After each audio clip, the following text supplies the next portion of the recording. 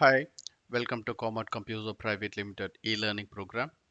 Myself, Ilan Cherian, Chief Technical Officer at Comet Computer Private Limited, and also I'm a certified ethical hacker and also a certified computer hacking forensic investigator. So through this video, I'd like to explain you about the digital forensics. So the today's world, there is a lot of increase in internet users and parallelly when there is a increase in the internet user, obviously there is going to be increase in cyber attacks. Cyber attacks basically it is not going to target only the individuals or the corporate, so both the business owners as well as the domestic users, so everyone are nowadays vulnerable to the cyber attacks. Basically, the cyber attacks is going to be um, launched or targeted by the offensive individuals or a group of individuals. So basically, after any attack has been executed, so definitely there should be some investigation has to take place to understand the attack, how the attack has been launched, what methodologies has been used, and who done this. So all these things has to be investigated. So basically, this digital forensics helps the uh, case investigation officers to understand about the crime, what has happened, how it happened, and did this. That is basically about the digital forensics. The digital forensic investigation is not only conducted by the law enforcement agencies, even every corporate companies has their own digital forensic investigation team. After any attack like any malware attack or a ransomware attack or any insider attack or any phishing attack, so whatever the attack has been executed on any corporate organization, so the company itself will have their own team to investigate about the attack, or even there might be some financial crimes, so they will have their own team to investigate about the particular crime. And even on the other side, the law enforcement agencies, they will also have the investigation team, that is the digital forensic investigation team. Maybe a few law enforcement agencies may get help from the private digital forensic consultants, so through them they will get uh, solve the case. Nowadays, the digital forensic investigators requirement, or the investigators involvement is required everywhere, even in the corporate environment as well as in the law enforcement uh, agencies also. So basically, this digital forensic investigation is to investigate about the crime, and also uh, get the evidences and extract the evidences, so through which the uh, attacker or the perpetrator can get prosecuted. So that's how the digital forensic helps the corporate as well as the society to prosecute the attackers. And through this particular course, digital forensics course, we are going to deliver seven very important modules. So digital forensic includes several verticals. Out of that, here we are focusing on seven most important uh, areas where the digital forensic has to be concentrated.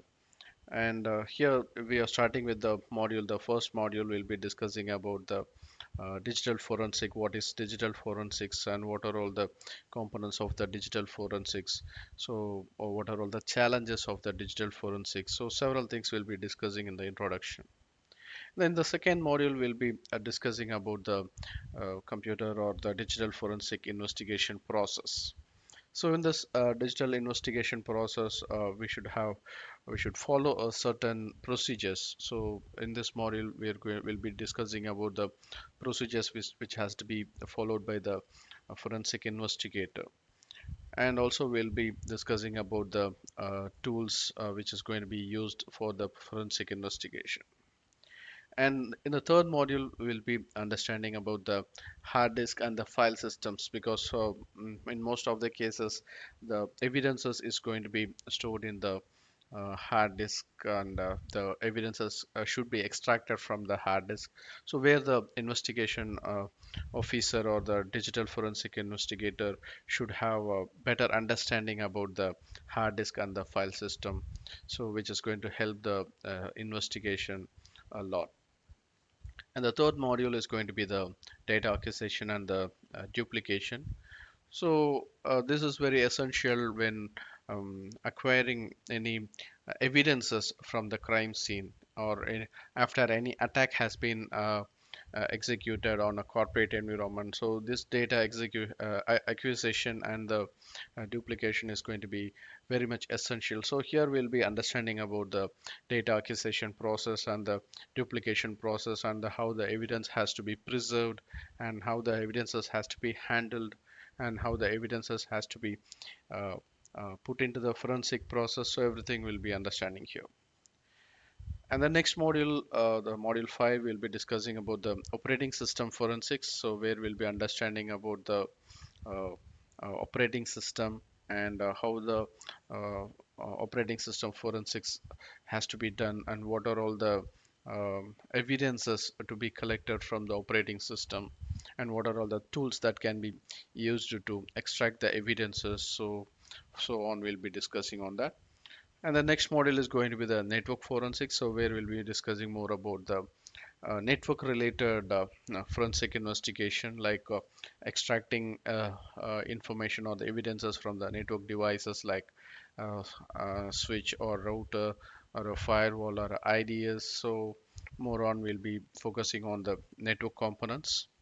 And the final module is going to be the malware forensics. So most of the corporate environments, so malware forensic analysis is going to be a very much uh, required uh, area, because generally the corporate environments are mostly affected by the malware. So as a forensic investigator, we can analyze the malware, and what the malware does, and or how it works, or how to mitigate this.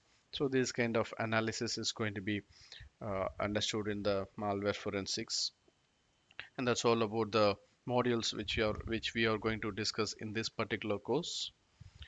And also we have a few highlights about the course. So this particular course is mostly focused on the real world scenarios, and also here we'll have more practical.